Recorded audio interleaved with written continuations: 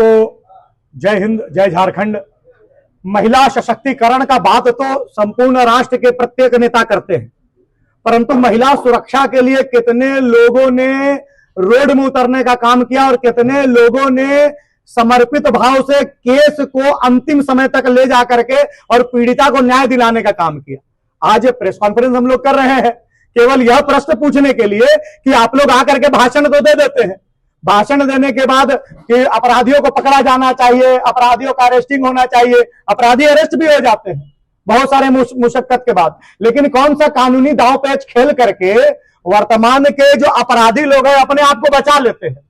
अभी एक डॉक्टर के साथ, उनको डॉक्टर ही कहेंगे, तो अभी वो ग्रेजुएशन अपना कंप्लीट की है, दांत की डॉक्टर बनने वाली थी, ग्रेजुएशन उनका कंप्लीट होता है, उनको उनकी ही एक सहेली बोलती है कि हमारा जो है बर्थडे है, आप पार्टी खाने आइए। और पार्टी में वो बहन जाती है और वहां पर दानिश उसको एक पिज्जा में और केक में पता नहीं किसमें ड्रग्स मिला करके खिला देता है। तो सबसे बड़ा बात है कि इसको केवल आप रेप का एंगल से देख रहे हो, ड्रग्स कहां से आया, ड्रग्स कहां से आ रहा है इतना झारखंड में, और उसका प्रयोग किस क्षेत्र में किया जा रहा है या सोचने और समझने की आवश्यकता है। उसके बाद फहाद और सदाब दोनों मिलकर के जो है उसका रेप में समर्थन करते हैं दानिश का। और बच्ची ने खुद स्टेटमेंट दिया है कि जब मुझे ड्रग्स दे दिया गया तो मैं थोड़ा भी होश में नहीं थी, दानिश मेरे पास आया और मेरे साथ गलत व्यवहार करने का प्रयास किया, मैं इतने नशे में थी कि मैं विरोध नहीं कर पाई। यह पीड़िता का बयान होता है और वो विरोध भी नहीं कर पाती है, और जब उसका सुबह नींद खुलता है तो वो देखती है कि पूरा बेड में जो है ब्लड बिखरा हुआ है।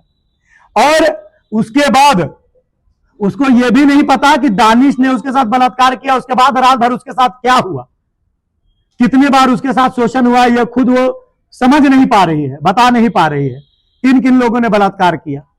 कल कोतवाली थाना क्षेत्र में 15 तारीख को एक 3 वर्षीय बच्ची को एक आदमी जो उसका स्कूल के बस का ड्राइवर था, जिसका नाम मोहम्मद इरफान है, वो बलात्कार कर देता। 3 साल की बच्ची का ये मानसिकता कहां से आ रही है लोगों के दिमाग में कि जिन बच्चियों को हम नवरात्रि के दिन में पैर धो करके और उनको मां बोल के प्रणाम करते हैं, उस 3 साल की बच्ची के प्रति भी किसी मन में हवस आ सकता है, वासना आ सकता है। किस मानसिकता की ओर हमारा समाज जा रहा है, किस मानसिकता की ओर जो है फहाद, मोहम्मद सदाम, मोहम्मद दानी, मोहम्मद इरफान, ये लोग जा रहे हैं। इसके बाद अयान अहमद, सभी को जानते हैं कि 180 एक 19 साल का लड़का 180 बच्चियों के साथ ना केवल उनका शारीरिक शोषण करता है, जिसमें मैक्सिमम लोग नाबालिग थे, बल्कि लगभग 350 से अधिक वीडियो भी बनाता है। कितने वीडियो को उसके दोस्त के द्वारा, यानी कि अयान अहमद के दोस्त के द्वारा नेट में वायरल कर दिया जाता है। आप सोचिए कि एक 19 साल का लड़का 350 वीडियो अगर बनाया है तो 365 दिन उसका यही काम है, सुबह से रात तक केवल ज्यादा से ज्यादा बच्चियों को बहलाना, फुसलाना, अपने प्रेम जाल में फंसाना। और फिर जब हम लव जिहाद की बात करते हैं तो लोग बोलते हैं कि नहीं ये तो प्रोपेगेंडा है। ये नाम क्या है, मैं फिर से नाम ले रहा हूं, मोहम्मद दानिश। कौन है मोहम्मद दानिश? फहाद मल्लिक कौन है? मोहम्मद सदाब कौन है? कल 3 साल की बच्ची का बलात्कार करने वाला मोहम्मद इरफान कौन है? मासिद सदा कौन है? और ये अयान अहमद ये कौन है? और हम लोग अब एक कदम आगे बढ़ गए हैं, वो लोग अब लव जिहाद से एक कदम आगे बढ़ करके डायरेक्ट या तो बलात्कार करने का प्रयास कर रहे हैं, उनका वीडियो बना करके उनको धमकी दे करके उनसे पैसे ऐंठना और पुनः कई बार उन लड़कियों को दूसरे लड़कियों के साथ सोने के लिए जो है जबरन मजबूर किया जा रहा है। इसी का विरोध करने के लिए हम लोग आंदोलन करते हैं। आपको याद होगा उस मैटर में मैं जेल भी गया था, सीएम साहब हम लोग को उठा के जेल भेज देते हैं। हम लोग का कहना क्या था कि झारखंड में हर 3 घंटे में एक बलात्कार होता है, यानी कि एक दिन 24 घंटे में 8 बलात्कार रजिस्टर्ड होते हैं झारखंड में। आप आरटीआई करके देख लीजिए, आपको मिल जाएगा डिटेल। 8 बलात्कार प्रतिदिन झारखंड में होते हैं। इसका विरोध करने हम लोग जाते हैं। 9 नाबालिग बच्चे, अभी एक नाबालिग बच्चे के साथ कुछ गलत हो जाता है तो सब छापने लगते हैं। ये कितने लोगों ने अपने चैनल के माध्यम से दिखाया या पेपर में छापा कि 9 नाबालिग बच्चों को जेल भेज दिया गया। क्यों? बलात्कार के विरोध में जेल में उतरे थे। 6 महिलाओं को जेल भेज दिया गया। क्यों? बलात्कार के विरोध में रोड में उतरे थे। 42 युवा, जिसमें ज्यादातर विद्यार्थी थे, उनको जेल भेज दिया गया, किसी ने प्रश्न नहीं उठाया। यानी कि बलात्कार करने वाले घूमते रहेंगे और उसका विरोध करने वाले जेल जाते रहेंगे। और इसके बाद एक और मैटर खुल करके आया, ऑल ओवर इंडिया ने वर्ल्ड वाइड ये ट्रेंड कर रहा है। कॉर्पोरेट सेक्टर में कॉर्पोरेट जिहाद के माध्यम से टीसीएस कंपनी नासिक में शाहरुख हुसैन, कौन है शाहरुख हुसैन, शौकत कुरैशी, रजा रफीक, मेमन, इन लोग कौन है जो जबरन लड़कियों को बीफ खिलाने का काम करते हैं, धर्म परिवर्तन करने के लिए उकसाते हैं, नहीं करोगे तो तुम्हारा डिमोशन करवा देंगे। और टीसीएस कंपनी उन्हीं हिंदू बच्चियों को नौकरी पर रखती थी जो कि ज्यादा आवश्यकता था, जिनको, जो गरीब घर से आती है, जिनको पैसा का बहुत आवश्यकता है, जिनके बैकग्राउंड में सपोर्ट में लोग नहीं रहते हैं, उनको पकड़ करके और जो है धर्म परिवर्तन करवाने का काम करता था। टीसीएस ऐसी बड़ी कंपनी और उसका एचआर डायरेक्ट जिसका नाम निदा खान है, वो डायरेक्ट इन्वॉल्व रहती है इसमें। ये हम लोग जो है इन बच्चियों के साथ खड़े हैं और सभी के समर्थन में अंतिम समय तक हम लोग लड़ करके, जब तक अपराधियों को सजा नहीं होता है। इसका प्रत्यक्ष उदाहरण जो है वो है तारा सहदेव का जो प्रकरण था, हमारी बहन जो नेशनल शूटर थी। मैं उनका नाम इसलिए ले रहा हूं कि सब कोई जान गए हैं नाम, अभी भी सभी बहनों का नाम मेरे पास है। मैंने विक्टिम से बात भी की है, मेरे संपर्क में है वो, मैं उनसे मिला, मैंने उनसे पूछा तो वो बोल रही थी भैया हमको बताने में शर्म आ रहा है कि मेरे साथ क्या क्या हुआ। एक महिला होते हुए एक पुरुष को सब विषय खुल करके नहीं बता सकती है, लेकिन विक्टिम ने मुझे जो जो बताया, जिस प्रकार का घटना उसके साथ घटा, जितनी क्रूएलिटी के साथ उसको जब प्रताड़ित करने का काम किया गया है, तो मेरे रोंगटे खड़े हो गए, मेरे आंख से आंसू निकलने लगे। तो इस प्रकार की मानसिकता से लोग केवल और केवल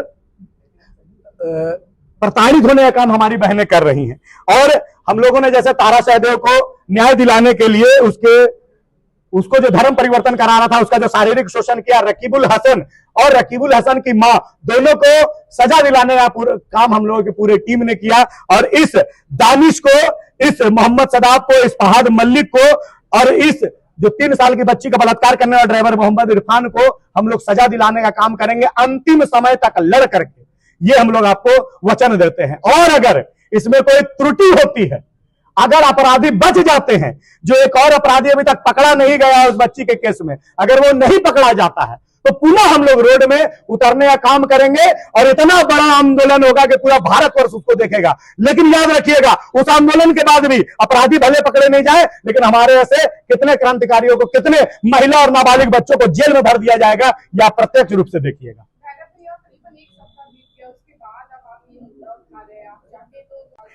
देखिए, विक्टिम से हम संपर्क करने का हम लोग प्रयास कर रहे थे और उससे हम लोग बात भी किए। मैं क्योंकि रांची में नहीं था उपस्थित, इसलिए मैं ये विषय नहीं उठा पाया, इसके लिए मैं क्षमा प्रार्थी हूं। मैं कल ही इस विषय को सब समाज के सामने रखने वाला था, लेकिन कल मुझे पता चलता है कि कोतवाली थाना क्षेत्र में 15 अप्रैल को फिर एक नाबालिग बच्ची, नाबालिग मतलब वो 3 साल की बच्ची है महाराज, अभी 16 तारीख को खूंटी के मुरहू में 12 साल की एक बच्ची के साथ मसी मसद 12 साल की बच्ची के साथ मसी मसद ने उसको कहा कि पड़ोसी था उसका, उसने कहा कि मेरी पत्नी को थोड़ा सा सहयोग कर दो घर के कामों में। 12 साल की बच्ची जाती है और उसको जंगल में ले जाकर के रेप कर देता है लोग। ये प्रतिदिन इस प्रकार की घटना होते रहती है, हम लोग तो रोज बोलते हैं, ऐसा नहीं कि मीडिया के सामने मैं पहली बार आ रहा हूं। दीदी, आप लोगों ने जितने बार प्रश्न किया है, झारखंड में जब भी इस प्रकार की कोई घटना घटती है तो हम लोग रोड में उतरने का काम करते हैं, लेकिन इसका नतीजा क्या निकलता है? बार बार हम ही लोग को जेल भेज दिया जाता है। अपराधी तो नहीं पकड़े जाते हैं, जेल हम लोग को भेजा जाता है। हम लोगों ने कौन सा अपराध किया है? अपराधियों का विरोध करना भी अपराध है क्या? पीड़िता को न्याय दिलाने के लिए रोड में उतरना अपराध है क्या? अच्छा, इस तरीके की दरिंदगी अब खत्म नहीं हो रही है भैया। प्रशासन की लगातार प्रयास, हिंदुत्व की लगातार प्रयास के बावजूद घटनाएं हो रही है। मानसिकता, आप सोचिए कि इस प्रकार की घटना को जो अंजाम दे रहे हैं वो किस मानसिकता से जो है ग्रसित हैं। क्या उनके घर में संस्कार दिया जा रहा है? हमारे सनातन धर्म में महिलाओं को दुर्गा का रूप कहा जाता है। बच्चियों को नवरात्रि में पैर धोने का हम लोगों को प्रचलन है, उनके पूजा करते हैं। और जो लोग इस प्रकार की घटना को अंजाम दे रहे हैं उनको क्या सीख दिया जाता है? कि लड़की केवल भोग का वस्तु है, उसका शोषण करना है तुमको, ज्यादा से ज्यादा हिंदू महिलाओं को और जो अपने धर्म में लेके आना है, लव जिहाद करना है, उनका धर्म परिवर्तन करवाना है। बच्चा, जन्मा हुआ बच्चा, पहला दूसरा तीसरा क्लास के बच्चे लोगों को दिमाग में ये भर देते हैं, तो बचपन से जो बात उनके दिमाग में भरी जाएगी उसी प्रकार से वो लोग जो है एक्ट करेंगे और बाद में जाकर के इस प्रकार की घटना को अंजाम देंगे। तो ये संस्कार उनके जहन में कैसे आ रहा है? एकमात्र इसका सॉल्यूशन है कि जो हमारी जो शिक्षा पद्धति है, हमारे घर के जो संस्कार है, उसको सुधारने की आवश्यकता है, उसमें समझदारी लाने की आवश्यकता है, घर में बच्चों को संस्कारित करने की आवश्यकता है, सनातन पद्धति से चलने की आवश्यकता है। सुनने में आया है जो मेडिकल की छात्रा है वो अनाथ है, उसके माता पिता नहीं है, तो ऐसे में उनका केस, देखिए मैं उनके व्यक्तिगत टिप्पणी मैं उनके ऊपर नहीं करूंगा। केस उनके, देखिए केस उनका, जी उनके लॉयर से भी मैं संपर्क में हूं, थोड़े कुछ दिन के बाद उनके लॉयर भी जो है प्रेस के माध्यम से हम लोग आपके सामने विषय को रखेंगे। और अभी जितना भी कोर्ट का काम होता है, लिखा पढ़ी का काम होता है, जिसमें एक एफिडेविट दिया जाता है कि मैं प्रताड़ित हूं, मेरे से इसने रेप किया है और मैं इसकी गवाह हूं, और मेरा आग्रह है कि इसको बेल ना दिया जाए, क्योंकि अगर उसको बेल दे दिया जाता है अपराधी को तो निकल के हमको हरास करने का प्रयास करेंगे। ये प्रोसीजर हम लोगों ने कोर्ट में जो है फाइल कर दिया है। और आपको मैं पुनः बता दूं कि 50 लाख रुपया लेकर के दानिश का बाप मोहम्मद असलम, जो कि हिंदपीढ़ी का रहने वाला है, 50 लाख रुपया लेकर चल रहा था और उसने स्टेटमेंट दिया था, लड़की को भी बोला था, पीड़िता को भी बोला था 20 लाख तुमको दे रहे हैं, 30 लाख रुपया थाना को देकर के मैनेज कर देंगे।